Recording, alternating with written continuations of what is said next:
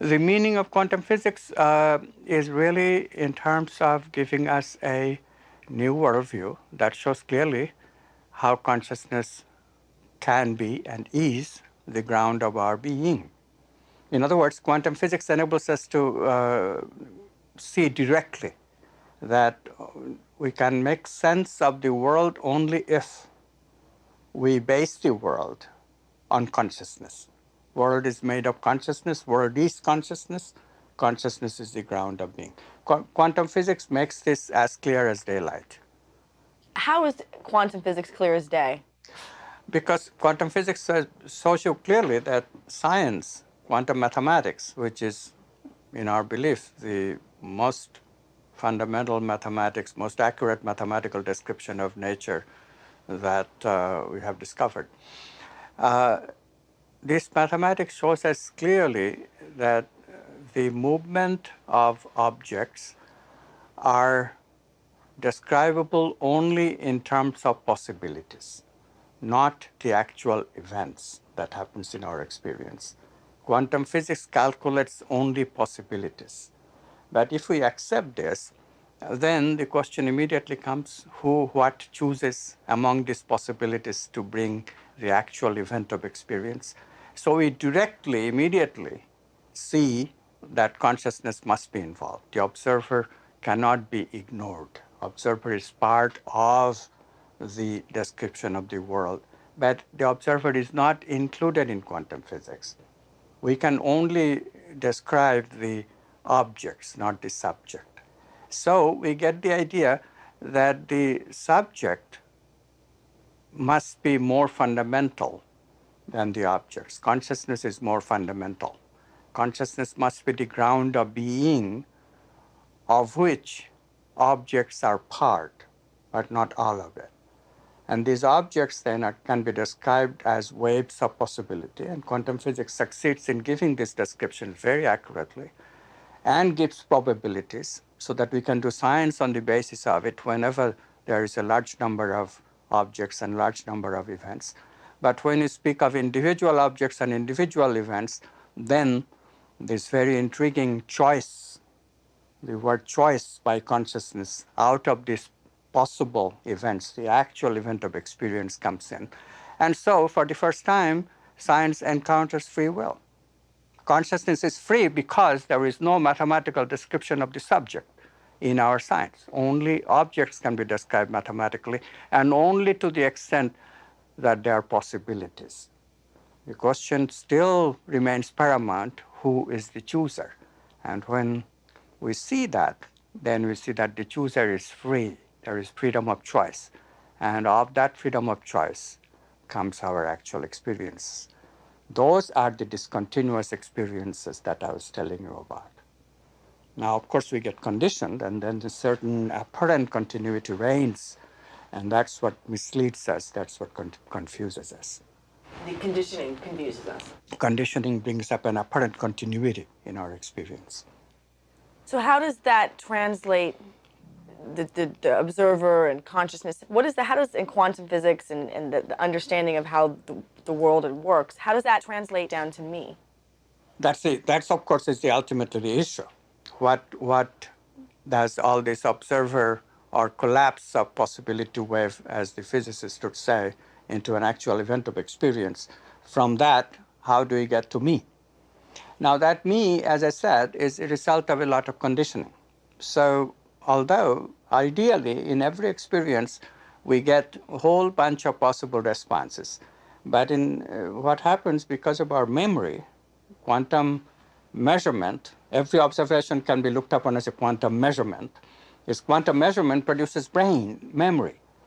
These brain memories are activated every time we encounter an experience again. A repeated stimulus will always elicit not only the original impression, but also this repetition of memory impressions.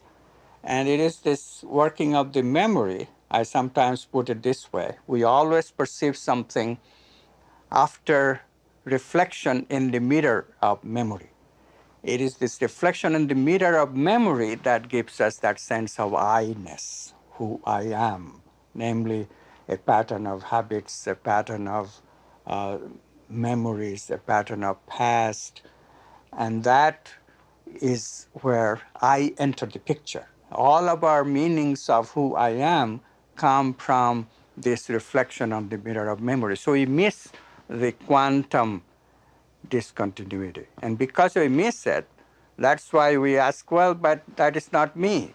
Because quantum is talking about discontinuous quantum leaps, possibilities and probabilities, free will.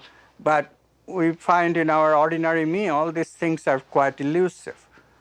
The illusion will be cleared up only when we are prepared to work a little. We have to work our way back to this freedom, to this consciousness as the holder of the freedom of choice.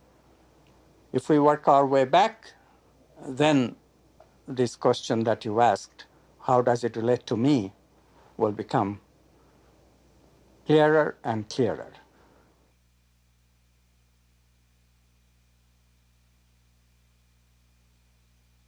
So I'm wondering, like, which came first, the chicken or the egg? You know, then did consciousness come first, or where did consciousness come from? I don't even know if you answered that question, but The consciousness is the ground of being, therefore it is the one and the original. The chicken and the egg question, however, is very important. For example, how does this one consciousness become a subject-object split experience? There, when we analyze it fully, and here I must mention Doug Hofstadter's book, Gödel, Escher, Bach, where there is a good analysis of this question. And we find indeed that how consciousness becomes split into a subject of experience and an object which is subject experiences, how this split occurs. This has to do with what we call a chicken and egg kind of hierarchy, which technically Hofstadter calls tangled hierarchy. This hierarchical tangle is inherently present in a quantum measurement. Quantum measurement is not a simple hierarchical process. Instead, it's a tangled hierarchical process involving the object, involving the brain, involving how we experience the world. So because the quantum measurement involving the brain is tangled hierarchical, this chicken and the egg kind of, chicken or the egg which came first kind of hierarchy, we cannot really decide it. There is no decision. They both are as important in the hierarchy. When we realize that, then we can understand how our self-reference arises. This subject-object split arises from a quantum measurement. It's a little bit like the picture of drawing hands by M.C. Escher. You might have seen it. The left hand draws the right and the right hand draws the left. But who is really drawing them? It's not really either one. It's really Escher that is drawing them both.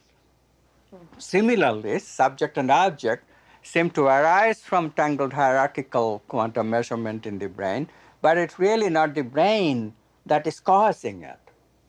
Just as left hand and right hand in the picture is not really causing the picture. What is causing the picture is M.C. Escher, which is outside of the picture, transcends the picture.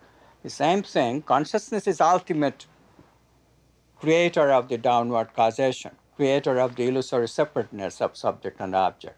Although from inside it seems like subject is creating the object and the object is creating the subject. But ultimately it's neither. It's really consciousness. This subject-object split is an illusory manifestation. It seems that way.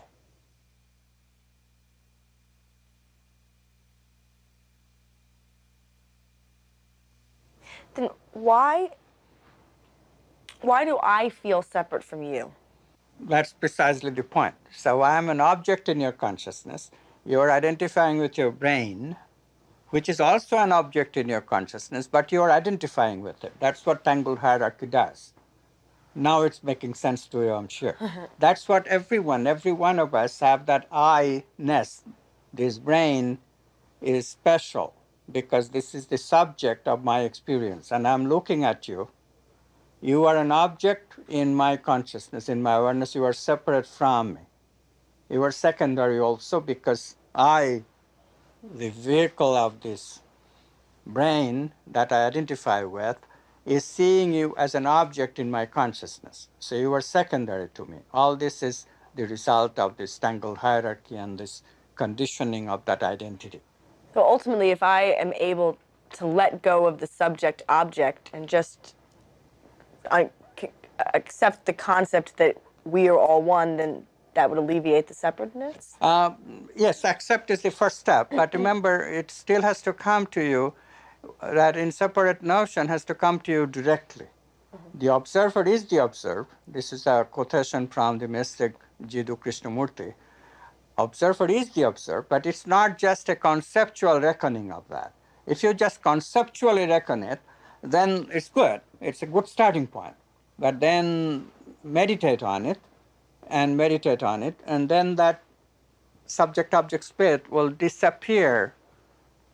And that's what we call, in East Indian jargon, a samadhi, or Zen Buddhist jargon is satori, or in Christian jargon, an encounter with the Holy Spirit, because in the Holy Spirit there is no subject-object split.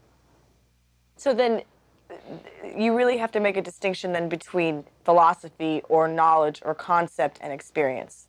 Philosophy and knowledge or concept are all secondary to this experience of wisdom. In this wisdom, there is no separateness. The separateness shrinks to the recognition that observer is the observed.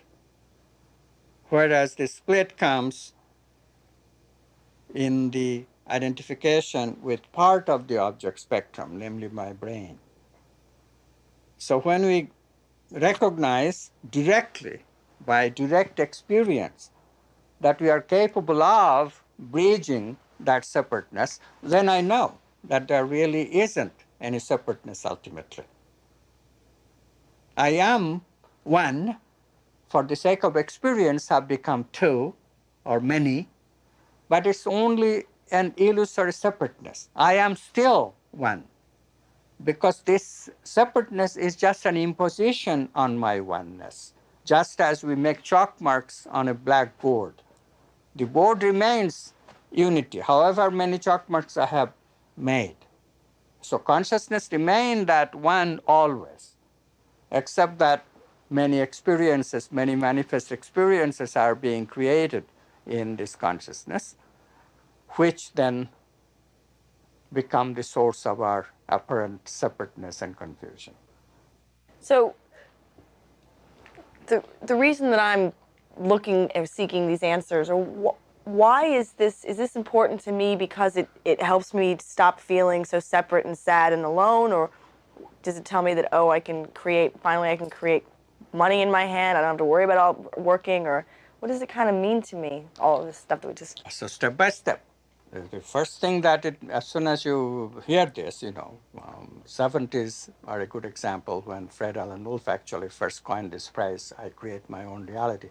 So what did the New Agers do? Well, the New Agers, I'm just using this phrase New Ager, not pejoratively, please, but as a description of the people who were influenced by the physics that was getting done at that time.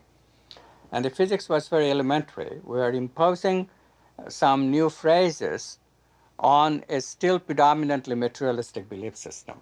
The belief system was that everything is made of matter, and therefore material investigations and material pursuits are very important. So what did we do? We came on that, we superimposed on that this new dictum, quantum physics dictum. Dictum is correct. I create my own reality.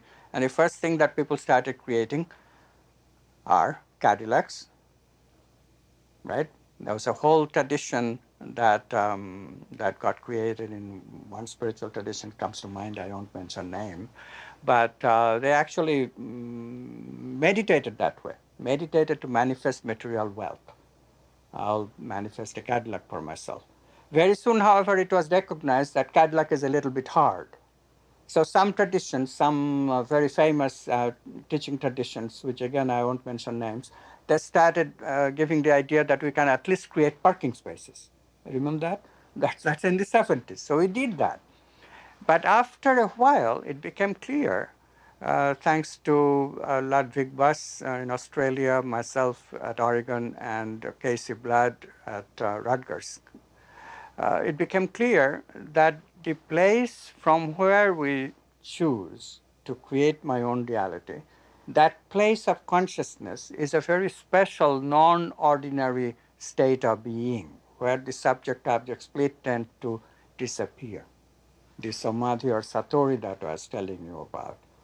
And it is from this non-ordinary state that I choose. And therefore, the ordinary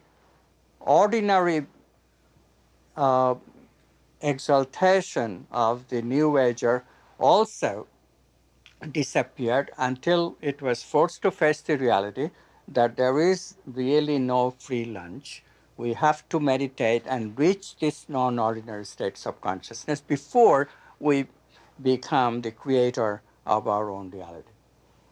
That took a while, but now I think finally people are recognizing that there is no shortcut, but the cut is not that long either. It's not that hard. It's not that hard. We have been engaging in creativity for a very long time. We have created a great amount of art, music, even science, great amount of it. So there are many people who are experienced with creative process that eventually leads to this discontinuous leap towards this non-ordinary state of consciousness. As this is being clear, we are getting a new wave of a new generation of enthusiastic investigators who are ready to take this leap. And then it means a whole lot to me because I become different in the process. I become empowered in the process. I become a lover of creativity in the process. I become transformed in the process. I'm capable of experiencing reality at a much more subtle level, in a much more loving level, if you will. And I become happier. I really begin to participate in the whole movement. David Bohm's word comes to mind, holo movement. I become a participant of the total movement of consciousness, not just my individual, very solipsistic movements that I'm familiar with. So my whole looking worldview, my whole looking of reality, my worldview becomes different, much more alive. Instead of playing in a small pond, or to use the baseball jargon, in playing in a sandlot ball game, we play in the bigger arena of the world itself. We become a citizen of the universe. How about, this has been always been confusing to me, how does social consciousness or play into all this? If I can create my own reality and I'm creating you, are you creating me, or how do we end up creating each other? That's the whole point. So the social consciousness is basic of it, because the place from which I create, you and I become one. So I can look at your interest and you can look at my interest without any difficulty whatsoever, because this individual selfishness, they just disappear. It's just an illusion. It doesn't exist at that level. But actually, when you analyze this, then it's a little bit more subtle. Why? Because it is still this I that does identify, this individual that does identify. This I has to prepare the groundwork for that leap to that non-ordinary state that I sometimes call the quantum self. So this ego is important in that dance, in the sense that the ego has to prepare, and then when that leap occurs to the quantum self, and we have the great insight, the ego has to manifest that insight. So ego comes in at both manifestation stage and the preparation stage. And because of that, it's a dance of the ego and the quantum self both. We cannot disregard the individuality completely. This is where spiritual traditions sometimes make a mistake. They think that God is everything. Their word for quantum self is God. God is everything. There's no meaning to the individual. So they denigrate the individual movement. It is both the movement of the individual and the movement of the whole. It cannot be otherwise.